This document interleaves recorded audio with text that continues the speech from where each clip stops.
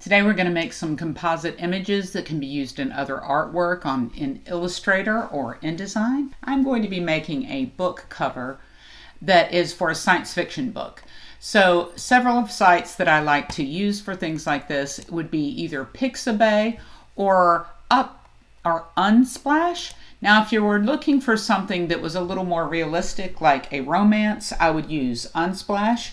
If you need computery looking stuff and more space things, Pixabay has a lot of computer generated and AI generated things that you can use. So I literally just typed in alien planet and I did get this planet. You can download it. Of course, I'm going to get the highest resolution that they allow.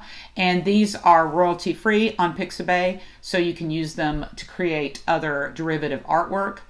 I then typed in astronomy or something like that, or starscape, and I'm going to use that as my background. And I typed in Space Girl, wasn't sure what I was going to get, but I did end up finding this girl right here, and I downloaded her. I also wanted an overlay all of this, so I typed in space dust, and I'm going to use this right here to kind of overlay on top of everything and give it another look. So these are the images that I have downloaded from Pixabay. I have the background that I'm going to use. Here's that woman and space, and I'm going to use this as an abstract. So first off, let's make sure that this is going to print correctly. It needs to be CMYK. I'm going to go to image mode. It is in RGB, so I need to change that to CMYK. It's going to ask me, are you sure? Yes. So it's now in CMYK.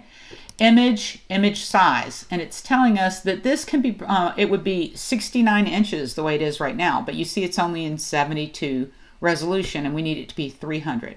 So make sure resample is unchecked. And I'm going to say, how big could you print if this was in 300? And it's telling us I could do 16 inches by 11, which is almost what we need for the book cover. The book cover, we need it to be 18 inches by 11.25.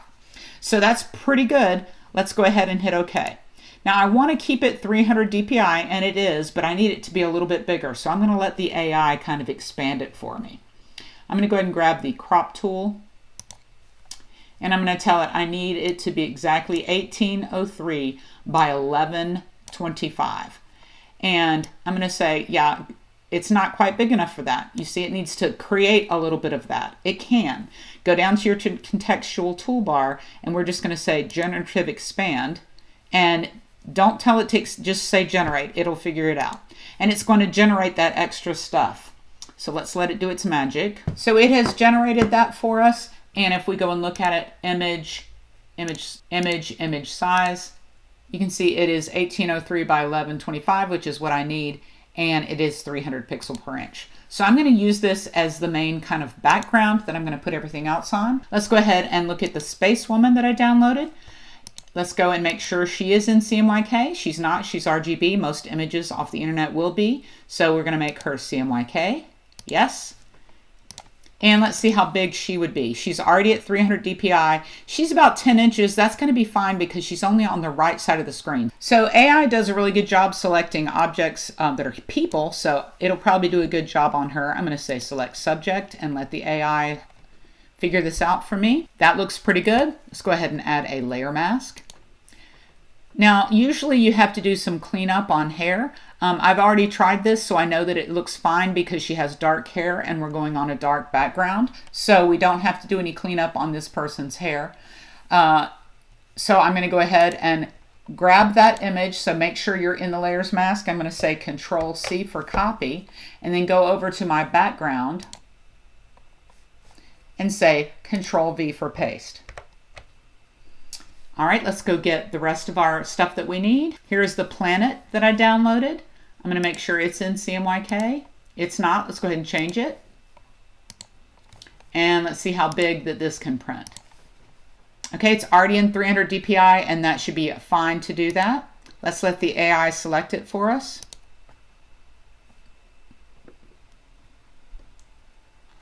Add a layer mask. Grab that layer, Control C for copy, and go ahead and put it on our background. Now let's look at our image that we are trying to match really quick. So this is what we're kind of trying to make it look like. So let's see if we can do that. We need to move this one over some. And I'm going to shrink it down. Control T brings up the free transform tool. So I'm going to make it a little bit smaller because we need to have room to put the title and the author on there. So we don't want to fill the entire screen. And when you're done making it the size you want, go ahead and hit enter. I'm going to grab the girl, Control T.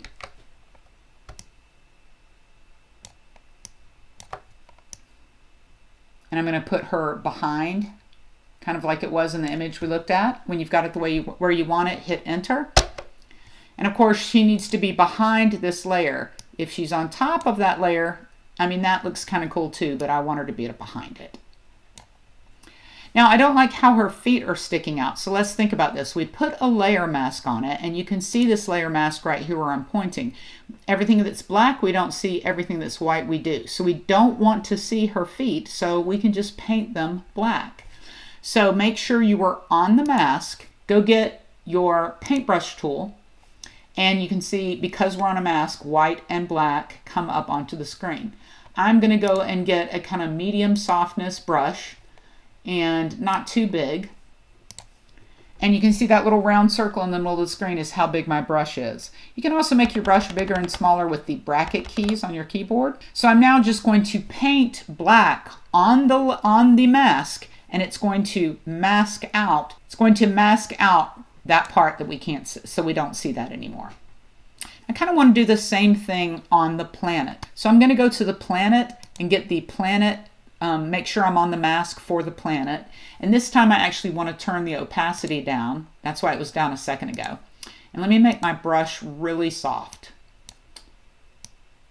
because I want to kind of get rid of the edge of this planet so it looks like it's fading in. And I'm just clicking a bunch until my opacity. Okay, and now I want to put that abstract overlay over the top of the whole thing. So let's go see how big that is. So it needs to be in CMYK. It is. And let's see how big this image is. It says in 300 dpi we could only print it 12 by 8. So let's use that same tool we used a minute ago. That was the crop tool. And I literally went up here and typed in I need it to be 1803 by 11 and 300. So it's going to have to generate some extra information for us. I kind of want that to be down. So what I'm telling it is I need you to generate all of this with AI. So just say generative expand and generate. You don't have to give it a prompt. It'll just look at what you already have and decide what it thinks. Okay, it's done a pretty good job. One of the things when you generate something, if you look over here in properties, it actually gives you at least 3 choices. So if you want to kind of flip through them and see which one you like best, I think I do like the first one best.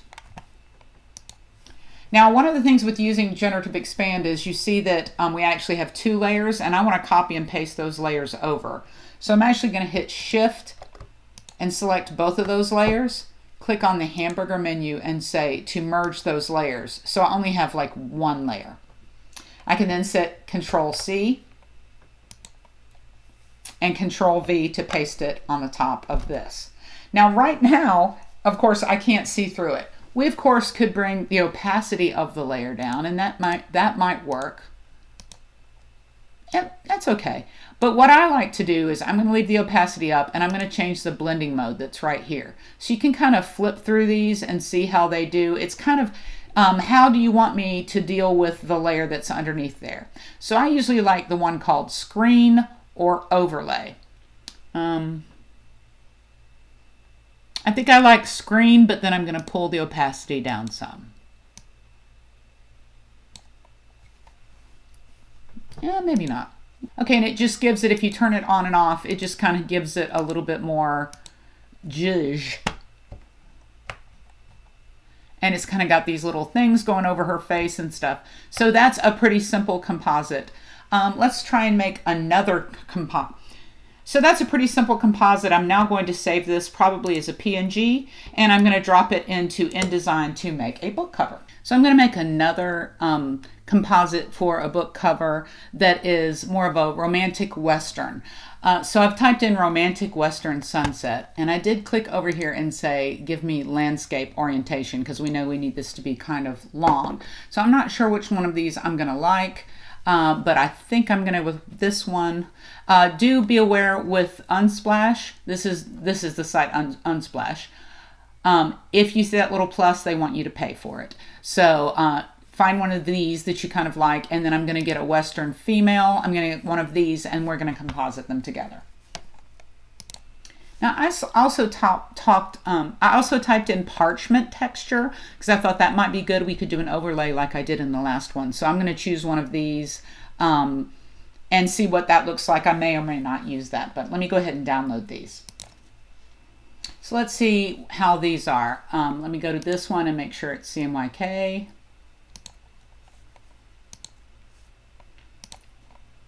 Image size, and we need to go ahead, make sure resample is off. We need to say 300 dpi, and it's saying, yeah, that's going to be fine, big enough for our book cover. I'm going to go ahead and change all of them while I'm here. Let's see how big this one is. Image size.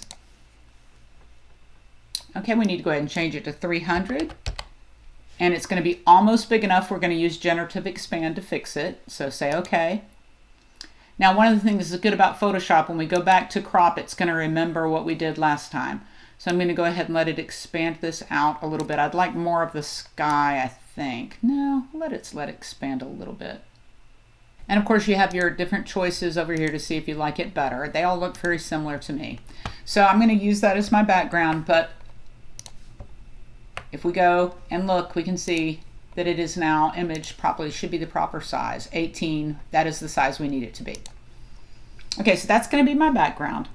Let's go and see how this girl with the horse works. Let's go ahead and see how big she is and all of that. She's CMYK. Image size, she's going to be big enough. I'm going to go ahead and let select subject choose her. But one of the things that can make select subject do a better job, because it's got some weird stuff in it, but we're going to fix that in a minute. If you go up to edit preferences, image processing,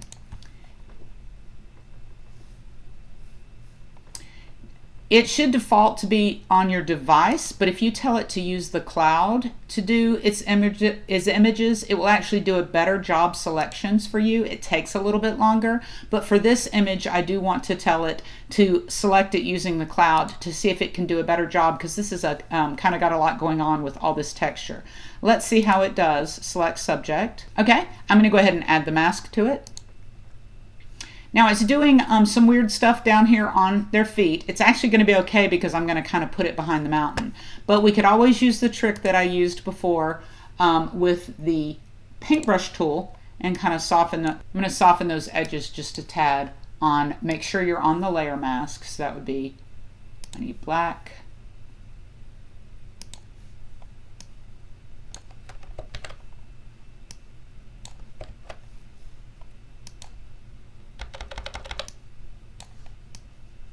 Okay, I'm going to go ahead and copy that over and see what I have.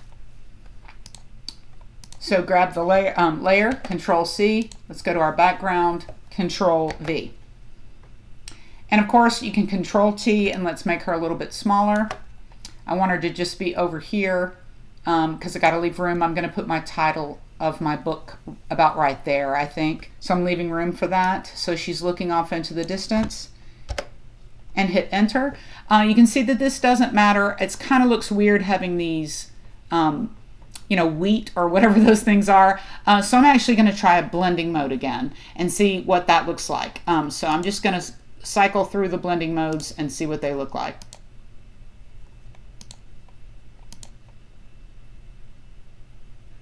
I'm actually liking the way color burn looks. Oh, maybe linear burn. I think I'll go with color burn.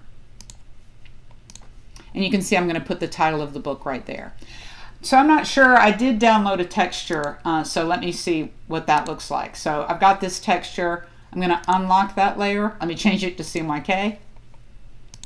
And actually, I don't know how big this is. Image size. Let's go ahead and make it 300. That'll be plenty big. So let's copy that, Control C. Go back over to our original, Control V. And let's see what the blending modes do.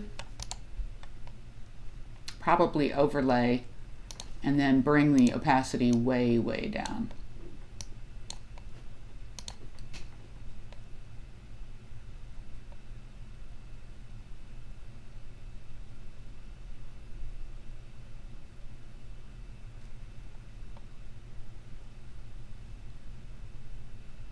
I think I'll leave it on overlay. Okay, and you can see I'm going to like put my title right here and the author's name. I also think I want to move that. I want to grab the horse layer and bring it down a little bit so I don't see where his feet end. I don't like how you can see those feet ending. So yeah, let's put that off the page. And now that I'm seeing this, I actually want to use that layer mask trick. I'm going to go and let's kind of, I want him to kind of be fading out into nothing like that. Yeah. In fact, I really like that because now I can put the author's name down here. Okay, so I would save that as a PNG and then import it into InDesign.